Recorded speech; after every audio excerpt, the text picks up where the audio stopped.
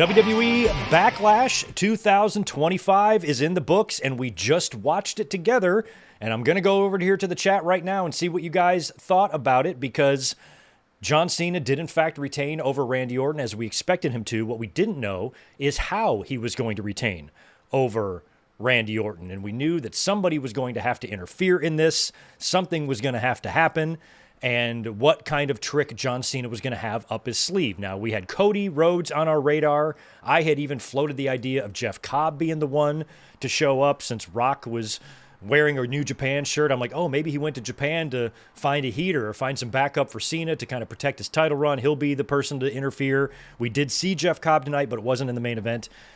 And I was very curious what they were going to do. You know, maybe Cody would come out and accidentally screw Randy Orton. We had a pretty good feeling that John Cena would walk out of St. Louis tonight as the WWE champion. So how is he going to escape Orton when Orton is wrestling on pay-per-view in his hometown? They're not going to beat Orton clean here. So there's going to have to be shenanigans galore. And there pretty much was. We saw two ref bumps, and Randy Orton and John Cena, I think, both had the match won while the referee was out. Then the second referee came in, you know, for a near fall there, and then got hit with the belt. John Cena, I think, went for the belt shot, and Orton moved. Second referee got nailed. All the officials swarmed in the ring, including Nick Aldis. And I was under the assumption that was the end of the match. Like, okay, it's just going to be a no contest. That's kind of lame. So all the officials are in there tending to the referee. Nick Aldis eats an RKO. So in my mind, this match is over. And then all of a sudden, all of the officials are powdered out. Everybody's gone. The only person in the ring is Randy Orton and John Cena. And I'm like, holy crap. Can the original referee come too? And he did. John Cena was able to, I guess, hit Randy Orton with another AA and beat him after all of that activity. I thought it was just going to be a no contest. And we were talking throughout the course of the match that it felt like we were going to get another match here if there's some sort of finish that would give Randy Orton a reason to want a rematch. And if we saw Cody, we kind of thought that we might have a triple threat match on our hands at Money in the Bank. That might still be the direction, with Cody being rumored, I guess, to be on SmackDown or being booked for SmackDown this week. So I think Cody's coming back. So if he is, he's going to want a shot at the title, but Randy Orton's going to still have an existing gripe here because of how this match went down, and is going to have a legitimate claim to a rematch as well. So feels like Money in the Bank triple threat might be the way we're going there. And that might be, you know, a good way to keep Cody and Randy Orton out of that Money in the Bank match if they don't have plans for either one of those guys to win it. So that keeps them busy with, the main event. And that's probably what they're going to do. Is that the number? CRM Creations, thank you. 5 RKOs is what John Cena took. I guess he did. My favorite was the counter on the shoulder tackle when Orton came in with the RKO on the shoulder tackle. That was great. We had a couple of table bumps, although the table didn't really break the first time on the announce table, and then Orton pulled out a second table and gave Cena a table bump through that. But yeah, between the ref bumps and all the officials coming into the ring, I just thought the match was going to be a no contest. And then when everybody left and it was, Cena taking care of Orton and then the original referee coming too, I'm like, holy shit, I think Cena used the belt, right? Belt and then AA. Is that how the finish went? We just watched it and I forgot already. But it got Cena out of the show with the title, which is what we thought would happen. And I think I'm going to give this match a good mark and a good grade based on the fact that it didn't suck when I thought the potential was there for it to suck. And I was banking on the St. Louis crowd really being vocal for Randy Orton and for them to construct some sort of a creative finish that's going to make, any slowness or methodical nature of the match be okay with the fans if they give us something, kind of fun at the end. And we did have, like I said, R-Truth on our radar. Randy Orton went for a punt kick a couple of times. Cena even went for a punt on Orton at least once. And then the final time, when it looks like there's going to be nobody there to stop Randy Orton from doing it, I was calling it. I'm like, R-Truth is going to make the save. And then John Cena is going to be unappreciative of that save and kick the crap out of him the next time they're on TV. And that's your Saturday night's main event match that we've heard rumors of in a couple of weeks. We're going to have Logan Paul and Jey Uso headlining that one. So that kind of happened in real time there. We watched that go down, and R-Truth stopped the punt kick. He was there. He got in the way. And that was what saved John Cena ultimately. And now I think R-Truth is going to find out that his childhood hero was not all he was measured up to be. And he's going to be finding that out real soon. And it's going to probably be one of those like Stone Cold Steve Austin, Jim Ross situations where Austin just beat the hell out of him in Oklahoma. Man, that would be great if like they were in R-Truth's hometown. I don't know where he's from. I forgot. Charlotte, maybe. Are they in Charlotte? On a SmackDown in the near future? Maybe that's where the beatdown can happen. But I think it's going to happen this week. And you're right. Orton and Aldis, at this point, you would think it has to happen down the road because that's the third RKO he's taken. So maybe SummerSlam is the destination for something like that. That's very, very, very possible. Right on. Let me read some of these grades, too. And I'll knock out some super chats before we get into the actual review. Clone Force, thank you for the 5. Happy birthday to you. It's your birthday and Max's birthday. That's awesome. 26 for you today. Appreciate that. I've been listening to you since I was 17. Holy shit. And you should do one day, do a podcast one-off with I could do one with one of those guys for sure. Solid Monster, we have actually worked together in the past. So maybe one day we'll do a big, giant YouTube collab with all of your wrestling faves. That would be cool if we could do something like really big and incorporate a whole bunch of people. One day, man, one day. Happy birthday to you. 26 is a fun year. You were at the age I was when John Cena debuted in the wrestling business, which is wild. All right, we got some B's, B minus. These are good grades, guys. B plus and B minus. I think that's the best we can expect for the show. Nobody was really looking that forward to it. I saw a lot of the same opinions online of, just not really excited for this one, don't really care. And we didn't see a whole lot. We had no title changes on the show at all. I thought we would see one. I thought we would see Becky Lynch. So my predictions, I went 4-1. I think Becky and Lyra were the only matches I got incorrect.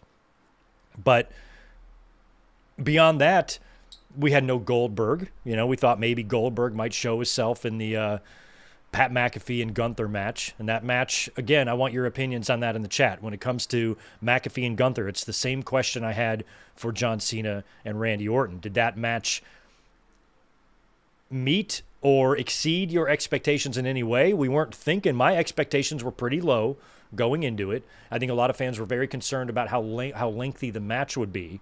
But I had mentioned in the predictions it's likely to be kind of lengthy because Gunther will probably be toying with Pat McAfee a lot. And that's kind of what happened. So, with McAfee fighting so hard, crowd kind of gave him the standing O at the end. I think in terms of what they saw in the building, that match absolutely lived up and probably exceeded fans' expectations. I think fans were pretty much turned off by the idea of the match in general. So the best we could hope for is the match just wasn't a fucking stinker. And it wasn't bad. It wasn't bad for McAfee to not really know what he's doing. Had a pretty good fight there with Gunther. And at the end of it, I was curious how they were going to get done with everything. Like after this match, what happens on Monday? Is this going to continue? But all the beef was squashed, at least seemingly at the end, with even Gunther giving Pat a little nod there on his toughness. So for me, I think that match exceeded expectations. Lyra, Valkyria, and Becky Lynch was tremendous as well. That was a really good match. So overall, all of the matches in the ring, I think were solid. They were all solid. I don't think there was one that really disappointed me in any way. Maybe the weakest match on the card was maybe Dominic and Penta, just because the entire match is something I would expect them to do on Raw. That same finish with the Judgment Day and El Grande and all that stuff, that's a Raw match. So maybe replace this match with something else would be my only critique here. Overall, going into a pay-per-view that I had low expectations for, Backlash, I think slightly over-delivered, because I really thought there was potential for greatness, but I also thought there was potential for stinker, and I think this was, kind of better than a stinker. So wasn't bad, but also wasn't a show that WWE did a great job of, I think, really making fans terribly excited about. So yeah, we'll kind of review it here, match by match here in 1 second. I'm just going back to my original feed here to make sure I didn't miss anything. Right on. If anybody has not, hit that thumbs up button for me. I would really appreciate you doing that. And we are going to get into the results of Backlash. So the show opened up. Our first match was the United States title match, correct? That was the first one. It was Jacob Fatu defending his U.S. title against Los Angeles Knight, Damian Priest, and Drew McIntyre. And in this match, in my predictions, I figured that Damian Priest and Drew McIntyre would cancel each other out. I didn't think either guy would take the pin there. Priest just lost at Mania, so I felt he was safe. They're not going to pin Drew. So I thought if Jacob retains, he's going to pin LA Knight. Now, that is what happened, but there was a couple of other footnotes in this match as well. One thing, Damian Priest and Drew McIntyre, like idiots, we were talking about this in the watch-along, they start brawling into the crowd, essentially voluntarily removing themselves from a championship match on pay-per-view there where they have a chance to win gold. So they are now into the audience where the finish could take place in the ring at any time and they would miss it. And you knew once you saw the overhead shot that there was a crash pad table shit set up there. And there's going to be a table bump. So they stand on some crates. Damian Priest hits McIntyre with a South of Heaven choke slam through those tables. Obviously, there was some padding under there, so it was gimmicked. However, Drew McIntyre's head was hanging off the edge of the table slightly. Now, we had an update from Ryan during the show that said, according to PW Insider anyway, that McIntyre was being looked at backstage for a possible concussion. So let's really, really hope for the best there. One thing I don't want to see happen right now is for Drew to be bogged down by concussion bullshit. We've seen the way that's derailed Dolph Ziggler, Daniel Bryan, other WWE careers before, especially if you struggle to get out of it, once you get, one and you can't get out of the protocol or however it goes. So I really hope that situation is either not a concussion or a mild concussion or something that McIntyre can kind of recover from, because I think this program with Priest should be fun for the next couple of months. Looks like we're heading for another match or two, probably something gimmicked, and I think Priest is going to wind up picking up a win in this thing somewhere. So I really hope that story is able to progress without too much of a delay, and just all the best to Drew McIntyre there. But in the end, they canceled each other out, and that left Jacob Fatu and LA Knight. And then on the outside of the ring, LA Knight is then grabbed or attacked by, or I guess first Solo shows up. That's what it is. I think, what is it, LA Knight? I know he hit the BFT, but I think he kicked out of that. I can't remember the sequence because I didn't take notes for the watch-along, but Solo Sikoa shows up first. LA Knight recognizes him, and then LA Knight is grabbed or attacked from behind by somebody in a hood. And you could tell right away, just on the body shape alone, that was Jeff Cobb. So Cobb hops the barricade. They take out LA Knight, him and Solo. Jacob looks very, very confused, almost like I didn't ask for this. What are you doing here? But now he's got LA Knight, prone and beaten there in the ring. And now he can just go in there and pin him, but he doesn't look thrilled about it. So he goes in, takes care of business with LA Knight, retains the U.S. title. By the way, the match was good. The match was fun. I thought the fans kind of jumped the gun on the "this is awesome" chance in the beginning, but once you got into Act 2 and you got into the match a little bit, it really picked up, and they had some fun spots. So I enjoyed the match. Jacob, I felt, needed to retain, so he did. I didn't think they needed outside interference. I had Jeff Cobb kind of picked for either showing up in the main event or somebody mentioned maybe helping Dominic retain the title and becoming a new member of Judgment Day, since they have been teasing a new member. So I thought he would be there. I didn't really have him on the Bloodline radar, even though he is a Pacific Islander. He's not part of that family, so I didn't think he needed to be automatically lumped in with them. That's why I don't think all black guys need to be in the same faction and all Mexican guys need to be in the same faction. So I thought they might put him on Raw, doing something over there kind of separate from the Bloodline stuff. But it looks like, he's going to be the next. The Bloodline is kind of dead now, but I guess he's still going to be there's that faction, that group is going to continue to be ongoing. And I'm sure that bringing Jeff Cobb in without any discussions with Jacob is going to pose some more problems for them. And that might be the beginning of how Jacob breaks off from Solo permanently. And now that Solo, it appears to have some backup in the form of Jeff Cobb, I actually wouldn't be surprised if Solo Sikoa beats Jacob Fatu for that title. What? Are you nuts? No, I'm not. I just think that was what might happen. And it might, with the help from Jeff Cobb. So maybe Solo actually gets his hands on the belt and takes it away from Jacob. once the split happens. We'll have to see. But Jacob did retain. After that, it was Lyra Valkyria, correct? She defended her Intercontinental Championship against Becky Lynch. This match was really good. I got to hand it to both of them. They did great. Becky Lynch, has not wrestled a lot of matches in the last year. So, if she was, rusty or had some timing or wind issues, anything like that, you definitely didn't notice them. The match was fun. I've always liked Lyra. She has really impressed me with her ring work. I was kind of ragging on her name and presentation earlier because I just think the name is kind of weird. Just like Roman Reigns is weird and Braun Breaker is weird and a whole bunch of other names that I think are just weird. But Lyra herself in the ring, I really, really like her as an athlete. She had her fiance at ringside. All I'm going to say, fellas, anything is possible. Anything is possible. Just keep that in mind. So he was there. Becky taunted him a little bit. And I thought for sure Becky Lynch would win this. But it turned out to be one of those funny little roll-up scenarios where Lyra kind of caught a quick one on Becky Lynch after she really, really fought hard and survived. Becky Lynch, thumbed her in the eye, and Lyra was really selling the nose, like she had busted up the nose. But, she got hit with at least one manhandle slam. She countered one or two other ones, and she was surviving. And Becky Lynch, visibly frustrated with the tenacity and the toughness and her inability to put Lyra away. All that was being told in the ring. Fans were into it. This is awesome chance. They were on the edge of their seats. I was really happy to see something that's kind of new. A good in-ring women's Intercontinental Championship match. The IC title is brand new.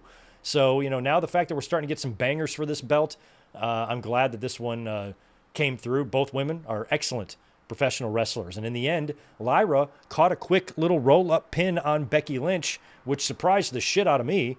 I thought maybe they screwed up the finish. That maybe Becky didn't kick out. And she was supposed to. And Jessica called it as a shoot, like they're supposed to. And that was it. But no, it appears like that's what they did. So Lyra retains her Intercontinental title over Becky Lynch in a surprising outcome there. So we'll see what else, Becky Lynch has to say now about that, or if it's going to lead to another match where she eventually does take the title from her. But, at this point, you also got to keep an eye out for Bayley, who I think could come back at any point, including tonight, I thought. So, I don't know. That might Lyra might survive, and whoever Lyra drops that belt to might be somebody completely different. But I thought for sure WWE would want Becky Lynch to win that title. I think she looked good with it on her, with that blue IC. But tonight was not the night for Baxter. Thank you for that info, Ryan. Thanks for the $5, bro. WrestleVotes. John Cena's last match has been officially set in December in Boston. Wow. So we have a location, Boston. We don't have a date, apparently. And I'm wondering, I've mentioned this like 20 times, I'm wondering if they do a Cena pay-per-view. In 97 and 98, they did themed pay-per-views, DX and Rock Bottom, right? So why not do a John Cena one? In December, final match, him and Cody for all the marbles. Gotcha, JT.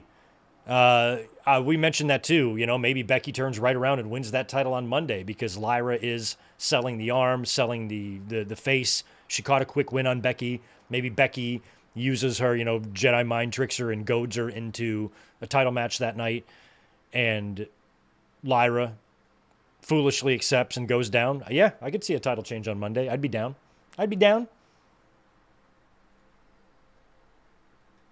Chris is at the presser there for Backlash. Yeah, sounds about right. I don't know where he lives, but I know it's middle America somewhere. Maybe not. But good for him. Glad he's there. I hope everybody asks good questions. I like Chris. I've exchanged a few DMs with him.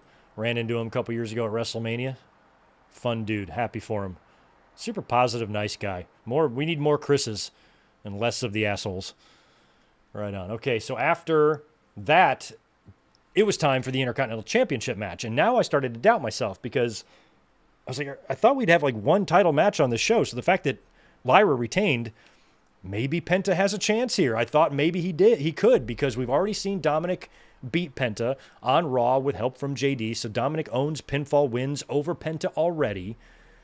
Plus, if it's going to be your standard Judgment Day interferes match, we do that on Raw all the time. So this is a pay-per-view with only 5 matches on it. You're going to put a typical Raw segment on the pay-per-view. So there's got to be more to it than that. That's why I thought maybe Jeff Cobb could get involved here, but Cobb already did get involved. So now I'm out of ideas. I'm like, well, I think Dom should retain here, but I started thinking maybe he won't. Maybe Judgment Day will come out to interfere, and Phoenix will come out and back up his bro. Penta wins the IC title, and the two brothers share a nice embrace at Backlash. Maybe WWE felt we want to give Penta the Intercontinental Championship, but we don't want to give it to him at WrestleMania. We'll give it to Dom first, a little reward, then we'll give it to Penta at Backlash. I started thinking that maybe that's what we're doing. But I think Dominic needs to carry that title probably into SummerSlam and maybe drop it to Balor or something. So I'm hoping he survives a while. So I didn't see him losing the belt here, so I was wondering how he was going to escape. So as predicted, Judgment Day showed up. Carlito, JD, and Balor, they're there, getting involved. Referee tosses them all out, does the big toss-out spot, and then Penta does a big top rope dive over the referee, taking out Carlito and JD. But Balor doesn't get hit by that. Balor sticks around, even though all 3 guys have been kicked out. Balor is still up on the apron, causing commotion. Then from behind, in comes El Grande Americano. He blasts Penta off the top rope, I think. And then Dom goes in for the frog splash and wins and retains his Intercontinental Championship. Even at one point in this match, Dom hit an Oblivion, which was pretty cool. So Dom, without the lovely Liv by his side, who's filming some movie, maybe she was there in spirit because her name was in the ring twice, right in the middle, Morgan and Morgan. So maybe that was enough to power Dominic through this match. But he retains, and I'm happy for him because I thought 1 month with that title would have just nullified the whole thing. So I'm glad that he retained. Then it was time for Gunther and Pat McAfee. Again, much like the main event, let's just hope this doesn't suck. A lot of fans also were very uppity about this match and how competitive it was going to be. I expected it to be competitive while having lots of elements of Gunther toying with McAfee, which is what we talked about yesterday. And then this is pay-per-view. They're not going to do a 3-minute match here. So this match is going to have to go some distance. So I expect Gunther to be well in control and just playing with his food. That's how they're going to get some minutes on this match. And that's exactly what happened. Pat McAfee came out in a jersey, and he took the jersey off. He wrestled shirtless. And Gunther made his entrance, and Pat stood up to him right away, but ultimately, ate a couple of chops, got knocked down. And then Gunther basically just methodically, picked apart McAfee, slowly but surely. But McAfee, that refused to die attitude, came back, survived a lot of kickouts. He absorbed a lot of punishment and kept asking for more to the point where he's even fighting back. And then finally, he started getting some offense on Gunther. But ultimately, it was Gunther dominant to where he could have beat McAfee any time. Michael Cole is going apeshit now on commentary because he knows this match is over. He knows Gunther has McAfee beat, but Gunther won't beat him. So Cole is getting madder. Just do it. Just end it. And Gunther's just mocking him. Eventually, Cole puts the headset down and goes up to a ringside there. And now he's banging on the ring. And Gunther grabs a hold of Michael Cole. I was looking out for a candy dish on the announce table, but he grabs Cole, brings him in the ring. He's about to hit him with a power bomb, which I would have loved to see. And McAfee comes in and makes the save. Michael Cole rolls to the outside. And then they do the Bobby Heenan WrestleMania 5 spot with Warrior and Rude, where Gunther goes for a suplex from the outside. Michael Cole grabs Gunther's leg like Bobby Heenan and holds it down as Pat is pinning him, but he still kicks out. So I thought Michael Cole was a dead man after that, but instead Gunther kept his focus on Pat McAfee, finally put on like the final choke on McAfee, and it was the finish that we kind of called. It was going to be a McAfee probably passing out type of spot, and that's what happened. So McAfee just passes out, and the match was over. So I was like, okay, we were wondering about Goldberg. Could Goldberg show up and help McAfee win? Could we see a post-match beatdown? And that's where Goldberg shows up, because apparently they're going to be setting up this Goldberg-Gunther match pretty soon, probably this summer. So keep an eye out for Goldberg. So he didn't come out, but the way the match kind of ended with Gunther finally choking out McAfee, it didn't feel like a post-match beatdown type of situation, especially now that Cole was back in the ring. Pat McAfee actually stands up, and Gunther doesn't really shake his hand, but I think he gives him a little bow or a little salute, something like that, and just kind of nods and leaves. And it felt like that was it, because I was wondering, I didn't think this feud could really continue, but if it was some sort of vicious beatdown, how do you go back to your commentary job? I still feel like there would be unresolved business. So it felt like the beef was squashed after that. So Gunther and McAfee are done. We don't have to worry about that continuing anymore. Michael Cole even went back to commentary and called the main event.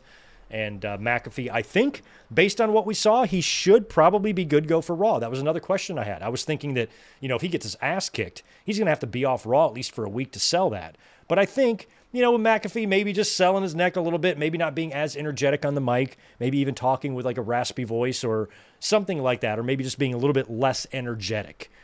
He can call Raw on Monday. He should be good to go. That's my feeling on that anyway. So, are they turning Gunther face? They might. He's got to face Goldberg first. And fans, I hope they boo Goldberg. I hope they boo him so hard in his retirement match.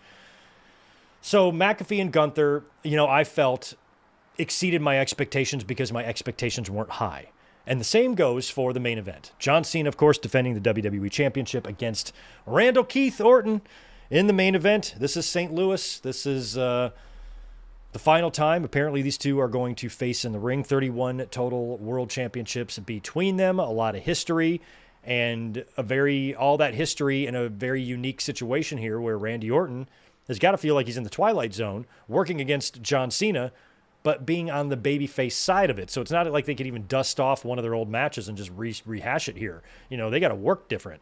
So that had to be a trip, I would think, for both guys, from Cena's perspective and from Orton's perspective in that match. We knew it was going to be slow. We knew it was going to be methodical. John Cena is not the competitor he once was. Randy Orton, isn't either, even though Randy Orton still looks in amazing shape. He's like 290 now. So he outshines and outweighs and outpowers Cena pretty much at every turn, where it wasn't always like that. Cena had the edge in the power department back in the day.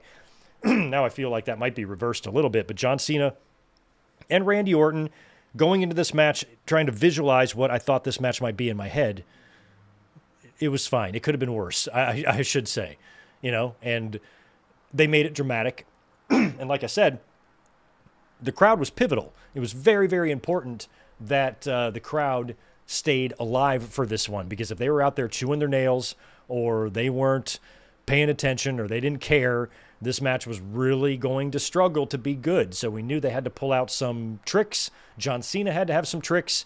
We thought we could see Cody Rhodes perhaps tonight, or some sort of anything but Travis Scott, basically, to help John Cena out. But you know what? John Cena really did hold his own in this match with Randy Orton. Despite John Cena being heel, he's still John Cena. He was kicking out of RKOs. He was surviving. He wasn't behaving like the weak heel. He was kicking out of everything. He was refusing to die. He was fighting. And, he wasn't, he was obviously there to take a shortcut if it was there, but he would fight until he can't stand. And so that little bit of Cena is still in there. So if they're going to do some sort of a redemption arc, you can always remember that even when John Cena was a heel, he would kick out of these RKOs and these finishers just like babyface Super Cena would, because at the end of the day, the same man is inside of there. So the kickouts were good. I think it was 5 RKOs you guys were counting that John Cena took overall in total in that match, couple with the ref bump, couple he kicked out of. And my favorite one, like I said, when Cena was going in for his shoulder tackles counter into the RKO. And then one that I didn't notice was an AA. Cena gave Randy Orton an AA. Randy countered it into an RKO. And I heard Michael Cole say, wait a minute, but I didn't know what he was talking about. It looked like an AA to me, so I have to go back and watch that replay, because I was looking at the chat when they showed the replay, so I didn't even see it. But I didn't even recognize that he hit him with an RKO there either. So all those RKOs, all those AAs that they took, and both guys took each other's finisher, right? Or went for the attempt anyway. I know Randy Orton hit John Cena with an AA. That was when he went through the table, right? I think. And then John Cena went for the punt, but ultimately failed at that. In the end, we had the 2 ref bumps, right? The first referee takes 2 bumps. He takes a bump. Then we have, some pins where there's no referee to count the 3. Then on the outside, he takes another bump face first into the steps. Now Cena and Orton are back in the ring. Again, we've got pins with no referee there. And I'm like, where the hell are the referees? Finally, referee runs in there. But he was too late. I think it was Cena had kicked out. And then John Cena goes for the belt shot and hits the second referee. Referee goes down, and then all of the officials swarm the ring. Gregory Helms, Daivari, Jamie Noble was in there, some little NXT prick, and Nick Aldis all swarmed the ring, tending to the referee. And when you see the GM in the ring, to me that means the match is over. You get a bunch of officials and the GM in the ring, the match is over. Unless there's some sort of announcement made like we're going to restart the match, but the bell never rang. The bell never rang. And Randy Orton, he's selling this anger about all these guys being in the ring as if the match is over. You guys are ruining it. And then he gets pissed and he RKO's Nick Aldis. So Nick Aldis gets RKO'd. So how do you RKO the commissioner, referee or not, and this match isn't stopped right there? How is Nick Aldis not grabbing his neck and just ring the fucking bell? Why did that not happen? So then when everybody powders out, none of the officials are in the ring anymore. And it's John Cena and Randy Orton again. And I'm like, oh my God, could the original referee come back too? So John Cena is lined up for another punt kick, and we kind of called it. We had R-Truth figured out. He's going to save him because there's nobody else. When you looked at it, all the officials are gone. Cena's in punt position. Randy Orton's in punt position. Nobody's around. It's a tight shot. Somebody's going to have to come in off screen, and it has to be R-Truth. It has to be. And it was. R-Truth comes in, stops Randy Orton, begs him, please don't kick my childhood hero's head off. And Randy Orton hesitates. And does R-Truth eat an RKO? Whatever happens there, it leads to Cena whacking Randy with the belt, I believe, hitting him with the AA, and winds up retaining the title now that the original referee who took the first 2 bumps comes to count the 3. John Cena wins and retains the title in a match that I thought was ending in a no contest. And then after the match, we still thought that, maybe we could see Cody come out because John Cena got on the mic and cut a promo and tell everybody to fuck off and whatnot. So I thought, oh shit, we could maybe see if he's cutting a post-match promo, we might see the American Nightmare, and we did not. So John Cena survives. Nobody threw a beer bottle at him this time, and he is still the champion. After Backlash, in a finish that satisfied me. It makes these pay-per-views easier, and I don't think this pay-per-view was a bad show at all. The matches were good. Again, like I said, the Fatal 4-Way I thought was very, very good. I thought Becky and Lyra tore it the fuck up. Dominic and Penta was fine, but I feel like they could have done that match on Raw. And Gunther and McAfee and Cena and Orton both slightly exceeded the low expectations I had for them. So, I have to give this show a solid grade. WWE did fine. The show, Backlash, wasn't that interesting to a lot of people, but I think it turned out to be just fine. And it didn't shit the bed, which was good. So, right on. And it's an easy night for me. 5 matches to review, short pay-per-view, 3 hours long, just like that. Quick little review, and we are done. Now, I'm going to answer a couple of super chats before we leave. However, one unfortunate piece of business I have to let you know about. Tomorrow is Mother's Day, and I was thinking that even though I'm going to be working a really long day, that what we would do is come back and do like a 2-hour watch-along tomorrow night. I'm not going to schedule one as of right now because I think I'm going to have like a 12-hour day at work. It's just the way it has to be. It's no problem. I don't often do days like that. So just going to go in and bust it out. And I don't know if I can guarantee myself being home tomorrow. So what I'm going to do is I'm going to secretly set up a little thumbnail ready to go for a little 2-hour in your house or something. I'm not going to post a link or anything.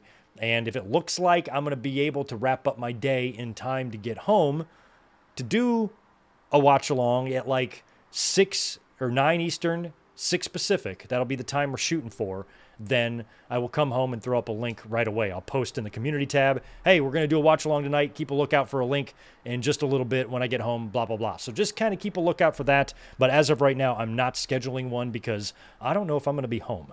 So we'll work on that. But we will be here Monday night. We're going to do at least a Raw review, maybe even a Raw watch-along. I'll take a look at my schedule and get back to you. Let's see if we got any super chats we need to hit before we get out of here. Ryan's got $2 for us. Thank you for that, dude. Aldous should have counted counted the 3 after all the RKOs. Yeah, I thought maybe Aldous would do the 3 count. I thought maybe they might do that, or at least be the one to throw out the match once you got fucking attacked. And Stone Cold's got 5 after the promo. You can see Cena's expression change. He is fighting internally with himself. Yeah, I mean, they're starting to lay the groundwork for Cena to go out. I mean, if it's going to be in his hometown, Boston is John Cena's hometown. So you feel like he's going to have to be cheered in a match like that. And I think maybe when he has that match with Cody, it's going to be a babyface match. And he's going to put over Cody in Boston. That's what I think. Yes, and I'm glad as well Travis Scott did not show up. Thank you for that, Yachiro. Thanks for being here, by the way, as well. Everybody else, appreciate you hanging out tonight. Not sure if I said hi to We All Pro Wrestling. You gave a pretty good grade, 8 out of 10. Ryan's giving it a B+, C+, 7 out of 10. C, lots of Bs. Not bad. I think tonight could have been worse. You know what I mean? Definitely could have been worse. All right, guys. Keep a lookout, like I said, on the channel tomorrow, just in case I'm able to do a last-minute watch-along tomorrow night. Otherwise, we will be here for Raw on Monday. And enjoy the rest of your Saturday night, and have a great Mother's Day tomorrow. Happy Mother's Day to all the mamas in the chat, and to all the mamas that you may have out there. Hope you have a great day. And at the very latest, I will catch you on Monday, but you might see me tomorrow. So stay tuned. Have a good one, guys. Peace.